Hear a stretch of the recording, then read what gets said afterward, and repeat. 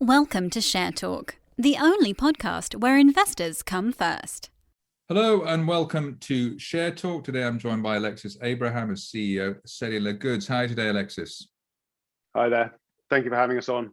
Right, a very exciting time for Cellular Goods. You've just come to market, but I think the first thing is just to maybe outline to people exactly what Cellular Goods does. Absolutely, and we've broken it down into sort of easy framework, all happily starting with C, and I'll go back to each one of them in turn, but we're about cannabinoids, cellular agriculture, community, and consumers. And so going back through that list, and I think it's a really important distinction, we are all about cannabinoids, not cannabis. There is a degree of confusion in the market, and there's also a degree of confusion as to what are cannabinoids. Well, cannabinoids are the component parts of cannabis. We only deal with the legal and non-psychoactive ones. The best known of that is CBD, but there are over 110 others. We derive our cannabinoids from cellular agriculture, so we are not connected to plants in any way. Our cannabinoids are made in a fermentation type process. It's where we get our name from, hence Cellular Goods. And the easiest way to think about this is it's not massively dissimilar to the process for making beer. You start with a sugar, you add it into a container with a microorganism, and in a very short period of time, it's about 7 days, you end up with your cannabinoid as an output. And that compares favorably to field-grown cannabinoids, where you have maybe a 200-day life cycle, and then you have the added issues of ensuring that you don't have pesticide taints or heavy metals or any of the other problems. In addition to this, it's vastly ecologically more sensitive. We use about 1/200th, depending on the process, depending on your comparison of the energy and water that you would do for field-grown cannabinoids. So it's really a process that can scale to the demands of a consumer market.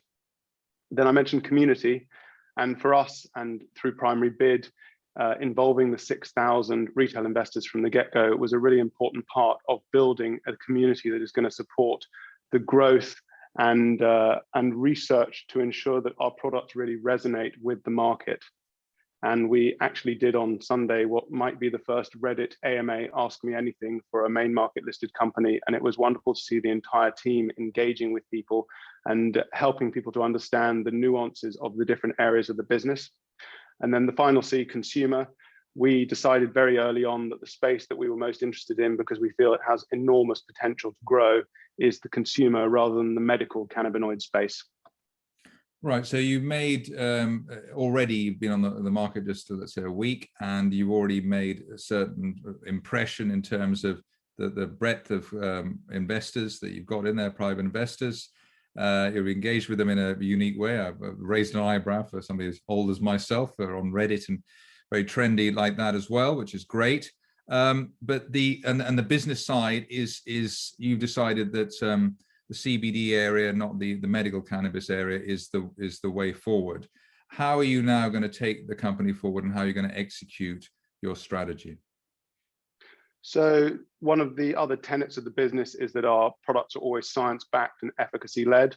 So between now and the autumn, when we're launching in our first vertical, because we are actually a multi-category brand, we will be covering in due course skincare, movement, which is our version of sports and athletics, and we're calling it movement because we want it to be a much more inclusive brand. You should be able to move a little bit better whether you're 18 or 80. And then ultimately further down the road, we're going to move into pet care and beverages. But looking at this year, it's about engaging the public in understanding the science behind what we feel are going to be the king of wellness ingredients, these cannabinoids. And helping people to understand that nuance between cannabis, cannabinoids, that CBD is perhaps the poster child and best known of them, but is not the end of the story. In fact, it's just the very beginning of it. So Alexis Blake, our head of science and research and development, will be doing a series of podcasts. She'll be interviewing the people who she is commissioning to do the studies for us and trying to explain in simple terms why it's interesting and why it should make you interested in cannabinoids. On the other side, we're going to also be continuing what is a process we started nearly a year ago, which is the development of the actual formulation for the skincare product. Right. So let's say by this time next year, giving it an extra window of time, there could be skincare products or these lotions and potions, which would be there as pain relief if you're a sporting person, that kind of thing. Those are the sort of a range of products that I'd see in Boots or wherever that I can buy. Correct. And that's based at the mass market. You can just turn up at Boots or wherever it is and just get it, and you'll be in that particular say popular space. So I would say upper mid. We are not going to be we're certainly not going to be the cheapest product in the market. We are going to price it in an accessible way, but one which also factors in the level of science, the quality of the raw materials, the novel nature of biosynthetic cannabinoids, which I think can give people confidence that the product is what we say it is. It's tested multiple times. There's no THC. That's often the concern people have, which is the psychoactive cannabinoid. And we also, as I said, we are going through extra layers of testing, both in terms of the quality of the product itself, but also of its effect on the consumer, and ensuring that we really can, people can have confidence in the product.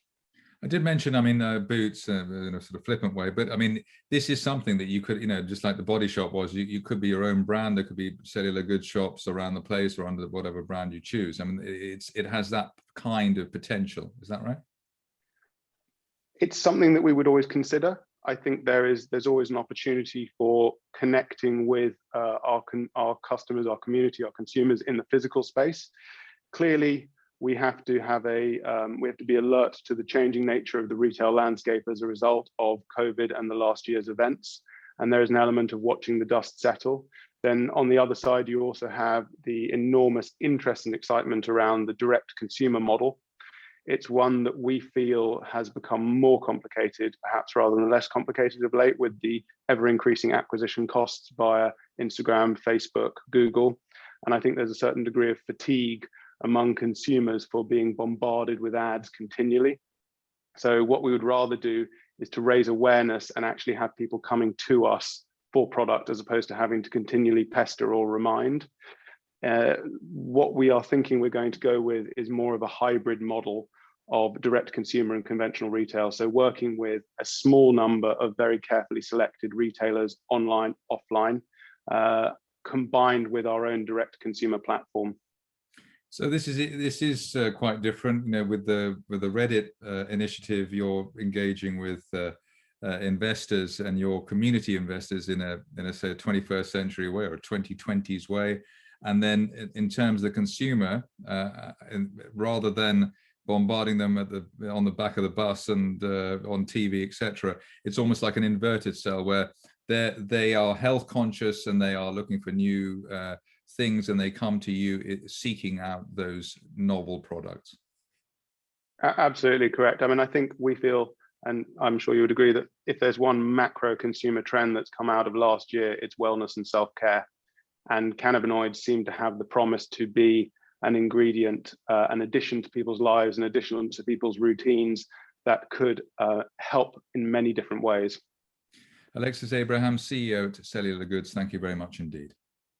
Thank you. Thank you for listening. Remember to visit our website for more news and other podcasts at www.share-talk.com.